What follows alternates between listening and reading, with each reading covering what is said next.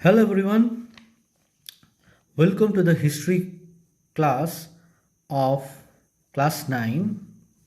This is the fourth session of this second chapter, Socialism in Europe and the Russian Revolution. We have already completed three sessions of this chapter. On the previous session, among that three session, we studied many topics. How the society of the Russia was divided, like conservative, radical, liberal, and their theory. Today we'll read about this Russian Revolution. Now, how this Russian Revolution started? What was the reason? We're gonna read in this chapter. Now, in this Russian Revolution, we'll read the first thing is that the fall of monarchy. The fall of monarchy. That means the monarchical system, the monarchical government now gonna fall from Russia. That was in which year? In 1917. Now, after the fall of this monarchical rule, some sort of government run the country. But what happens again in October, in the month of October in 1917, this socialists took over the government. Now this revolution was also called October Revolution. And this October Revolution was only known as what? Which revolution? Russian Revolution. You can say the October Revolution are only called Russian Revolution. Now the very important question is, how did all this happen? Now this Russian Revolution, how this all Russian Revolution happened? Now what were the social and political condition in Russia? That means what were the social and political condition in Russia? Now what we're gonna look is that whether this Russia is ready for the revolution or not.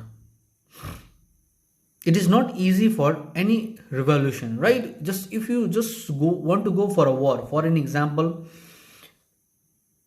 when we go or get ready for a fight or a war with some other countries, we need to be ready ourselves, isn't it? Arms and ammunition, tankers, blah blah blah, many things to secure yourself. Now in this Russian Revolution, we'll study whether the Russia was really ready for this revolution or not. Another topic is the Russian Empire in 1914. Now what is this? The Russian Empire. That means Russia is itself a country, and this empire within the Russia. That is the reason it was called the Russian Empire. Now who was the emperor of this Russia at the time? You know, the Tsar Nicholas II. It is already in the book, it is written. In 1914, Tsar Nicholas II ruled Russia and its empire. That means this Tsar Nicholas, he not only ruled Russia but whole empire in Russia. So that means he was now the superior of the Russia. Now, in his empire, many other places, territory like Moscow, Lithuania, Finland, Estonia, Poland, Ukraine, Belarus, and also it was stretched to what?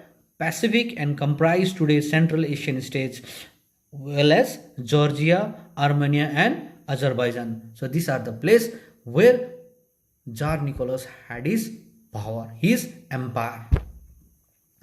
Now the main or majority religion in this Russia was the Russian Orthodox Christianity. Now, though this Russia was Orthodox Russian Christianity majority country, but they tolerated other religion also, like Catholic, Protestant, Muslims, Buddhist, blah blah blah.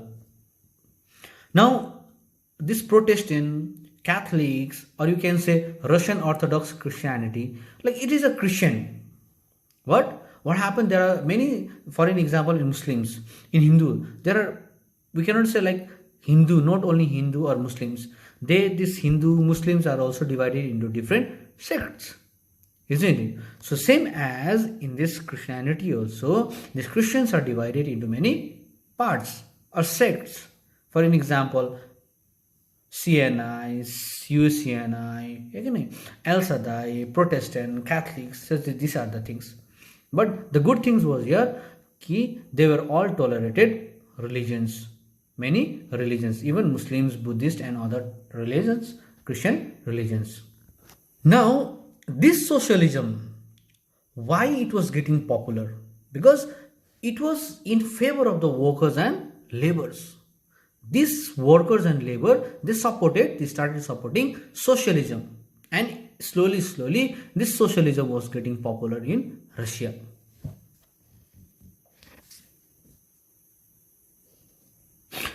Now we'll study about the economy and society. Now, what was the economic condition of this Russia? Now before this, we must know the very important point is this: if revolution comes to this country or come in Russia, will Russia be able to tolerate this revolution?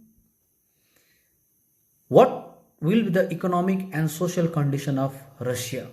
So these are the very important topic, that whether the Russia background, because like for an example, if you want to cultivate some food grains, the very important thing is what we need place to cultivate, isn't it? And we need grains too, and we need workers over there. So there are many things that people or farmers, they are able to produce the agriculture. Here in this section we'll see whether the economic conditions were strong or not. We'll see in the Russian society whether the socialism ideology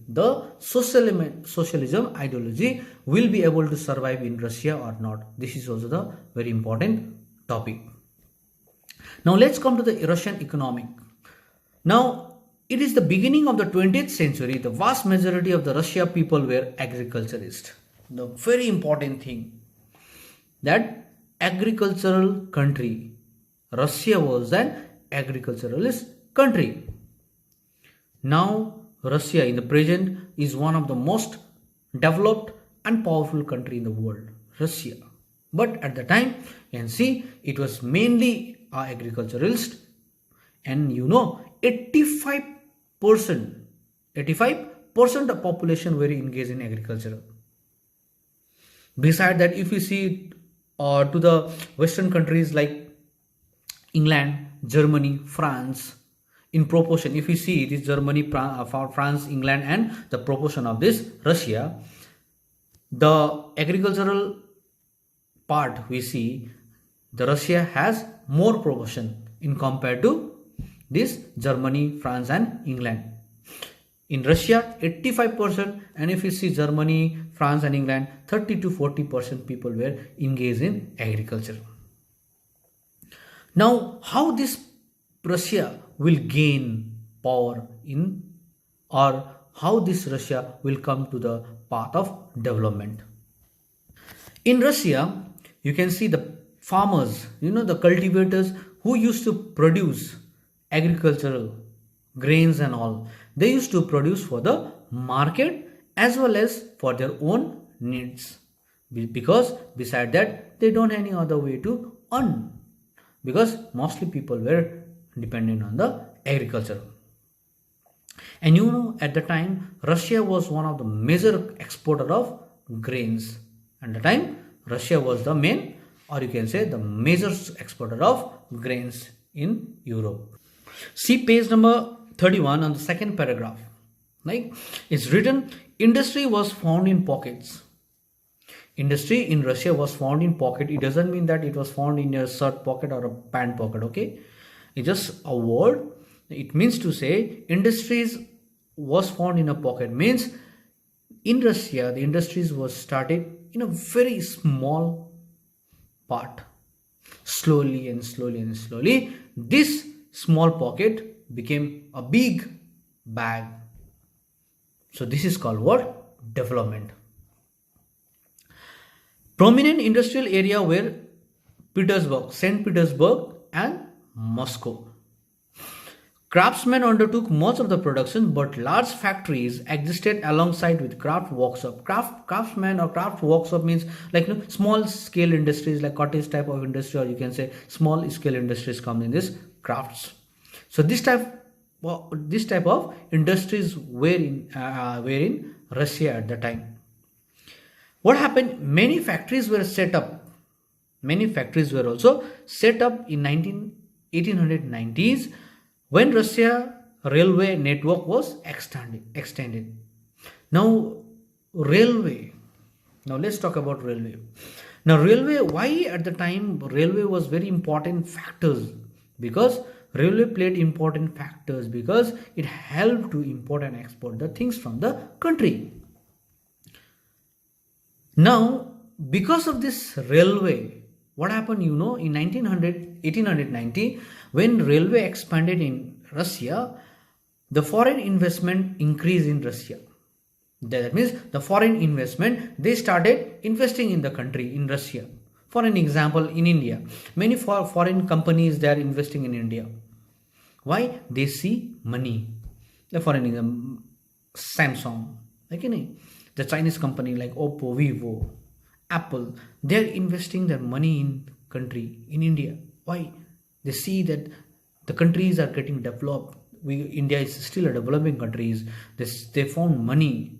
What they want? Profit, money. They are not investing, the companies, the foreign countries are not investing for the charity in country, for profit.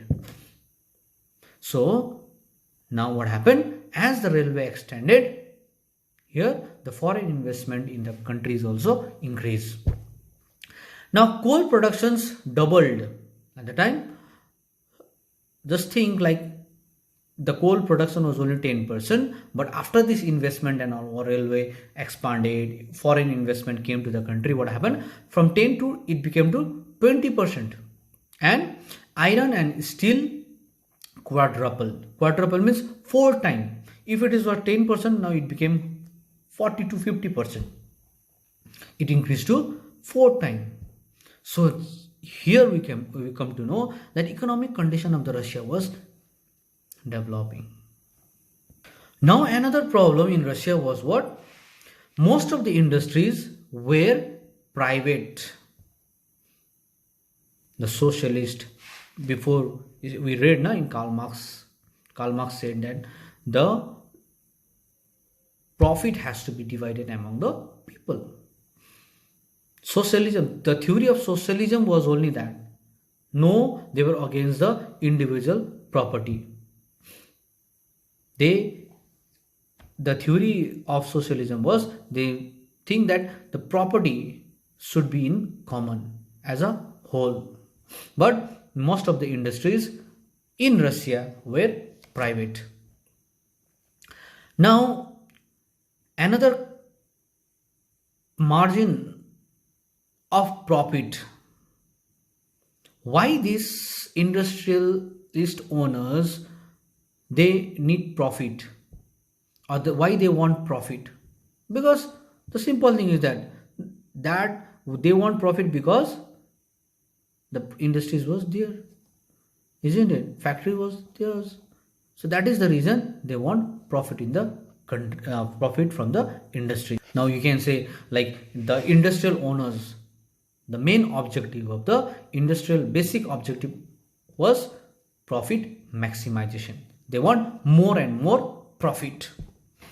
Last time we discussed about diamond merchant of Gujarat, isn't it? He was not this type of a private industries. He used to share his profit to the workers by gifts and all, giving flats, cars, diamond jewelries and all. But here they only think about the profit. Now, was there any rules and regulations by the government? Yes, there was of course there was a rules and regulation which was implemented by the government. The government always ensure for minimum wages and limited hours of work. The government, they always ensure that there should be a limited wage, a minimum limited wage to the workers and limited hours of work. There should not be any exploitation. But what happened? Often rules were broken. Long hours working were given to the workers. Workers were accommodated in rooms and dormitories. You can see on the third paragraph.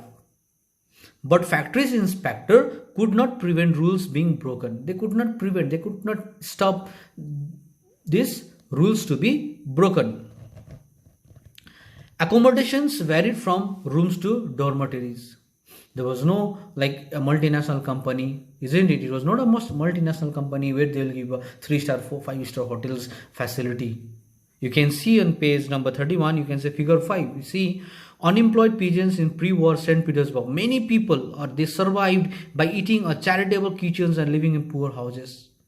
You can see another picture. They slept in shifts and could not keep their families with them. They used to sleep in shifts. If I am sleeping from 6 to 12 o'clock, another person will come from 12 to 6 o'clock. They used to sleep in a shift where their families were not allowed to keep because there was no place to keep their families at the time. So this is how the terrible life was living. Who? The people, the workers, the laborers. Fourth paragraph, workers were divided into social group. Now even the workers were divided into two groups. Some had strong links with the villages from which they came.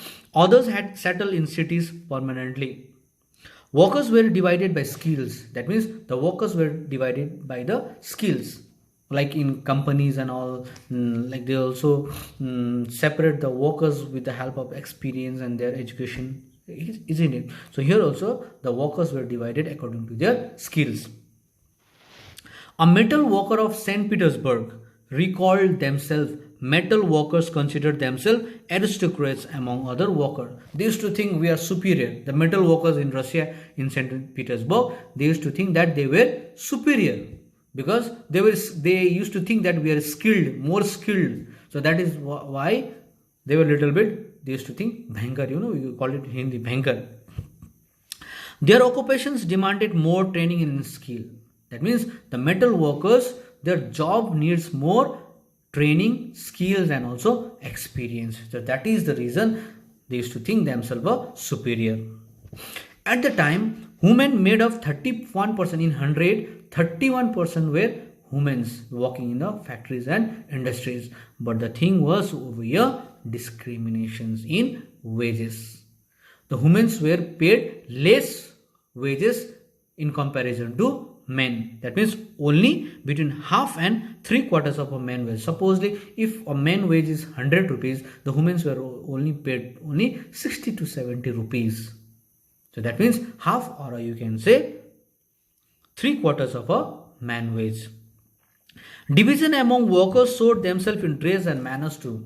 They were like the workers also divided themselves. They were divided with the dress. They can be seen, okay, this dress belongs to this, that dress belongs to that category.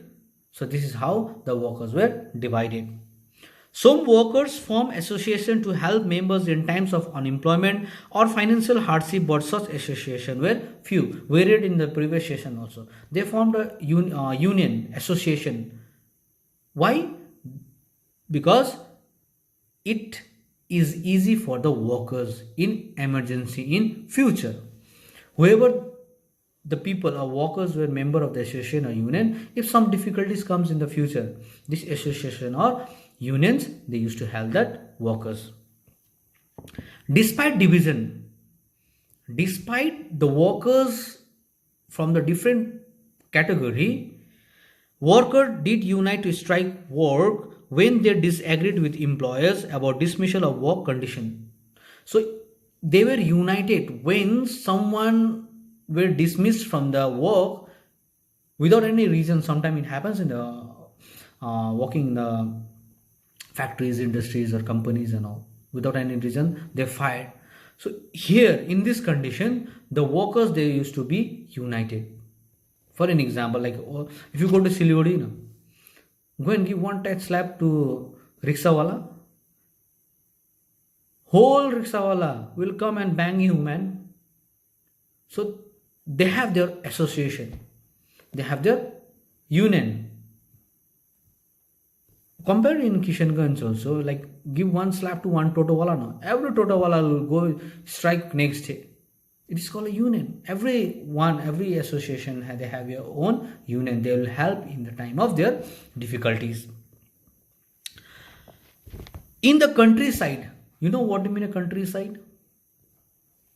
In the rural areas, in the villages, outside the country, outside the cities and the countries. Peasants cultivated most of the land. Who? Peasants. But the nobility, the crown and the Orthodox Church owned large properties. Though the peasants, they used to cultivate the land, but the sad thing is that the owner of that land used to be who? Orthodox Church or nobility and all. They were the owner, and the peasants was only working over there in their land. Like workers, peasants too were divided. That means peasants also were divided like worker. Now, why or how the peasants were divided? Now, these peasants were also deeply religious. They also used to believe in, somehow they believe in God. But except in few cases, they had no respect for the nobility. Maybe there are few reasons why the peasants, they did not respect nobility. Why? Because they want the land of the nobles in their hand. So they want their land, the land of the nobles, they want in their hand. Who? Peasants. Nobles got their power and position through their services to the Tsar. The nobles, they had the power not by the local popularity. They got, because you can say they were the chamcha of Tsar Nicholas. So that is the reason they got the what? Power. This was unlike France, where during the French Revolution in Brittany, peasants respected nobles and fought for them. In Brittany, if you talk about Mirabeau, Abbasides at the time, these nobles and all, they used to respect nobles, and also the noble used to respect the peasants used to respect the nobles.